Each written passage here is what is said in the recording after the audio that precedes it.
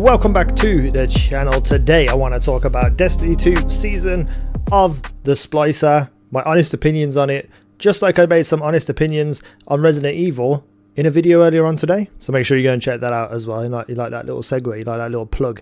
I liked it. Hit the like button, subscribe, notification bell, leave a comment, tell me what you think of Season of the Splicer, and make sure you follow me on Twitter, link is in the video description. So I'm going to try and be as objective as possible with this kind of honest thoughts reviews, because I don't want to put down the game devs. With the pandemic and everything that's been going on, it can't be easy to sustain a game, let alone create new things for that game. But I have to say that I'm disappointed in Season of the Splicer so far, but I am willing to keep on playing it throughout the weeks just to see if anything interesting or anything that seems new and unique and different shows up during the season. So where to start? I think I'll start with armor synthesis and transmog system and all the things you have to do, the bounties, all the different currencies. I think it's not as bad as people first thought. I don't think it's as complex and crazy as I initially thought. I am still, however, under the tree of this should be unlimited. For all the times people have asked for this to be in the game, there shouldn't be a limit on what you can do with it. I think all the different currencies that were announced work together well. It gives you something to do. It's not terrible, but it's nothing new. It's the same thing we've known with Destiny. So I don't think it's as bad as I first thought it was. I'm okay with it. It is what it is. Microtransactions, maybe not so much, but the actual concept of transmog is fine. It's nothing crazy, brilliant. It's nothing terrible. It just is what it is. And that's kind of this whole review for Season of the Splicer. It is what it is. Nothing revolutionary, nothing extremely good, nothing extremely bad. Just middle of the road, mediocrity. Let's just keep repeating the same season over and over again with a different lick of paint. And yeah. So I made a video last season about the hammer approving and how overcomplicated it was and didn't need to be in the game. And now we have the same mechanics again with the splicer tool, the gauntlet. I can't even remember what it's called. Exactly the same method of getting it all leveled up. Nothing new whatsoever. If you've played last season with the hammer, it's just rinse and repeat the same old stuff that we were doing then, now. Nothing dramatically different, nothing worth talking about, and that's a shame, because a brand new season of Destiny 2 shouldn't have anything that isn't worth talking about. The new game mode Override takes a couple of concepts, like the kind of jumping puzzle type situations, like a mini type raid. In a certain aspect of it, you just run through different traps and like a little jumping puzzle, as well as your usual protect the place, collect motes, slam them in the section. Again, nothing revolutionary, nothing new. It just is what it is. It's Destiny 2. However, I will say it's definitely more fun to have 6 players in these events, and it's definitely just overall a better experience than Battlegrounds ever was. So that's a plus side, I guess. Same old stuff to do, the same event to level up the hammer quote unquote gauntlet. Just, oh man, it's hard to even talk about. But Override is a lot more fun than Battlegrounds ever was. That's a plus. The new armors look dodgy for the most part. I'm glad armor synthesis is around, so I don't have to look at them. The new weapons look amazing. Really well designed weapons. Haven't tried them yet. Haven't really had any good rolls, but I'm willing to be happy with what they've showcased with the weapons. I haven't tried it myself, but there's various weapons. Really good design. Can't complain about it. I think the 3 new exotics, fairly decent. Little bit of a shame that there's only 3, but whatever. It is what it is. They look pretty cool. They've got cool designs. I think the Titan one just sounds ridiculous that they have a harder time being frozen when stasis is the main core problem with PvP. You're going to give an exotic to a one class and one class only to prevent that being much more of a problem for them. I think that was blind of them to even think about doing that.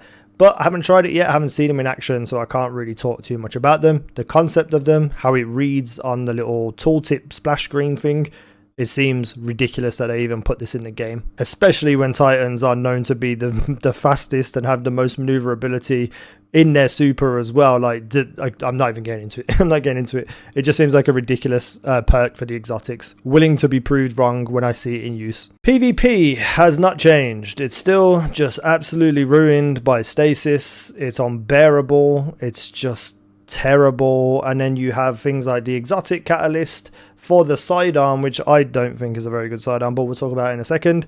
Having to force you to go play PvP to get kills on Guardians. I don't understand why catalyst quests or any kind of quest to get to an end goal is forcing you into PvP. People don't want to play it. It's broken. It's not fun. Fix the game mode first and then give us quests that push us into PvP. Don't just push us into PvP because we have to and then think that your game is okay because you see a lot of people playing PvP. Don't do that. It's just ignorant, in my opinion. Make PvP good and make people want to go into PvP to finish their catalysts and stuff, not just force them to have 3 or 4 miserable hours trying to get the catalyst for something. I think at this stage PvP is just unsalvageable. There's nothing that can be done to fix the game mode. It's just broken and disgusting and just not fun. It's frustrating. It's just a terrible version of PvP for Destiny. You know, it's just one of those things that will never get balanced. It will never get fixed unless they do a Destiny 3 and completely build a whole different experience from the ground up. I don't see PvP ever changing. I would like them to put in a playlist just for the light subclasses, so you just play with the light subclasses and you don't have to worry about stasis, and anybody who wants to play with stasis can go play in the playlist where all of the supers are available. Why not just do something like that? Then you eliminate all the problems. Well, not all the problems, but most of the problems. I will say, however, Destiny recently in the past couple of seasons obviously caters to casuals. Or if you're a casual player, if you're a new player to the franchise, if you're someone who left a long time ago, you come back to this game and play it, you know, roughly an hour a day or something, just bare minimum, you're going to get a hell of a lot out of this game. There is so much to do. There's so many different things to chase. It is a really good casual game. PvP, on the other hand, maybe not. But, you know, for generalized speaking, the game is really good in that aspect. And I think they have kind of settled into that role. You know, that kind of mediocrity, the what we're doing is working, let's not change anything. And I think a lot of people will be like, oh, your expectations are too high, you're entitled. Well, Bungie broke barriers in gaming with Destiny. They went above and beyond. They made big choices, big decisions, and they revolutionized the game industry. Like when it came out in the original Destiny, it was ridiculous. Destiny was the biggest game in the world by far. You know, they have proven that they can do these things, that they can take it to the next level, that they can, you know, really change the landscape of what people expect from them. They have done it more than one time. So I think our expectations aren't unwarranted because we've seen that they can do incredible things with the game. But for me now, it's kind of like they've just settled into what works and what keeps the game going, and they're not trying to break boundaries. You know, they're already working on a different game, and it seems like Destiny now is just kind of being left in the wayside and just being like, okay, this is it. Every season you're going to have a new event where you have to charge up a hammer, where you have to build up perks on that hammer. Like, that's all Destiny 2 is going to be now until the next big DLC, and then they'll have something in that DLC which will be repeated every season. It's just sad that the game is at this point for someone who's been a long life fan, for a person whose whole life was changed by this game. To see where it's at now is quite frustrating. Will I play this season? Probably, but I'm not going to take it super seriously. I'm not going to kill myself doing 20 hours a day like I used to. That sounds a bit extreme, but back in Destiny, it wasn't far off 20 hours a day. Destiny 2 for me now is a game that I play on reset, you know, for like 2 days maybe, potentially about 10 hours, and then just knock it off because it's not worth getting anxious over for a game that doesn't provide me anything anymore. I was moderately excited for Season of the Splicer because I like the aesthetic, I like the design of like the inside of the override and the simulation and stuff, but now it just seems empty. It's just reskinned content improved very, very minimally. And I don't see it ever changing. I think every season is going to be exactly the same.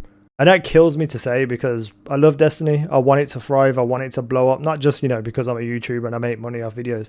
I like the game. The game means a lot to me. I just want it to be good. It just doesn't seem like it is ever going to be good again. And I think with the pandemic, I do think it's not entirely the developers' fault.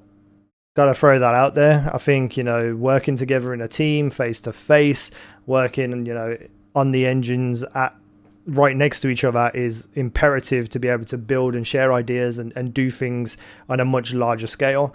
Being at home separated makes it a lot more difficult and a lot more challenging. The fact that this game is still running and is still consistent it really is a testament to them as developers, the skill that they have, the dedication that they have to keep the game moving and keep it moving forward and just being a game that exists. You know, you can't fault them for not having like 17 new events or 17 new exotics or 17 something or other. I don't know why I'm saying 17. You can't really blame them, but it's just sad, because with every season that's released with this kind of consistent mediocrity, it just kills any hope that it will ever change, if that makes sense. That's about it anyway. Let me know what you think down below in the comments section. Thank you for watching. I've been easynow. You guys have been awesome.